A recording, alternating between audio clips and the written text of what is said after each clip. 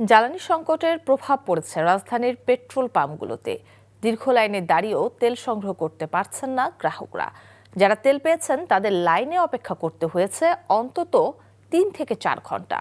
দু একটি পাম্পে চাহিদা মতো তেল পাওয়া গেলেও বেশিরভাগ পাম্পে রেশনিং মাধ্যমে সময় বেঁধে তেল দেওয়া হচ্ছে।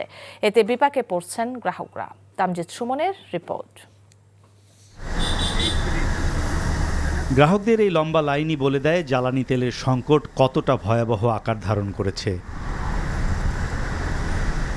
বিজয় সরণির এই পাম্পে তেল নিতে এসে লাইনের শেষ মাথায় গ্রাহক দাঁড়িয়েছেন মহাখালী জাহাঙ্গীর গেট ছাড়িয়ে প্রায় বিএফ শাহীন কলেজের সামনের রাস্তায়।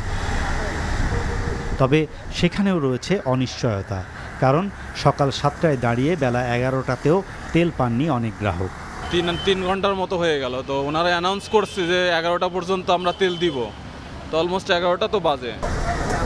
রেশনিংয়ের মাধ্যমে সময় বেঁধে দিয়ে পাম্পগুলোতে তেল দেওয়া হচ্ছে। এতে বিপাকে পড়েছেন অনেকে, কারণ দীর্ঘক্ষণ অপেক্ষার পর হঠাৎ করেই তেল সরবরাহ বন্ধের ঘোষণা আসছে। 3 ঘন্টা, এখন তো বিশাল বড় সিরিয়াল, আরও তো 2 ঘন্টা লাগবে। আমি 7:30 জাহাঙ্গীর গেট থেকে সিরিয়াল শুরু হয়েছে, এখন বাজে মনে হয় 11টা। এই দোরগোড়ায় জানি না এখনো পাবো কিনা। এরই মধ্যে রাজধানীতে কিছু কিছু পাম্পে তেল নেই এমন প্ল্যাকার্ড বসানো হয়েছে। ফলে বড় পাম্পগুলোতে পড়েছে অতিরিক্ত চাপ। জ্বালানি সংকট নেই সরকারের এমন বক্তব্যের সাথে মিল না পাওয়ায় ক্ষোভ প্রকাশ করছেন অনেক গ্রাহক। কি করবো, হেঁটে যাইতে হবে। মন্ত্রী বলছে না আমাদের হেঁটে যাবো অফিসে। বলছে যে তেল মজুদ আছে পর্যাপ্ত, অফিস আদালত খুলুক, কিন্তু এখন খুলে যাওয়ার আগ মুহূর্তেই তেল শেষ। সেই ক্ষেত্রে এখন তো ভোগান্তি ছাড়া আর কোনো উপায় নাই।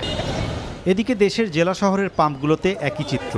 দীর্ঘ লাইনে দাঁড়িয়ে তেল সংগ্রহ করছেন গ্রাহকরা। জ্বালানি সংকটের কারণে বেশিরভাগ পাম্প বন্ধ করে রেখেছেন পাম্প মালিকরা। Tamjid Suman, NTV news, Dhaka.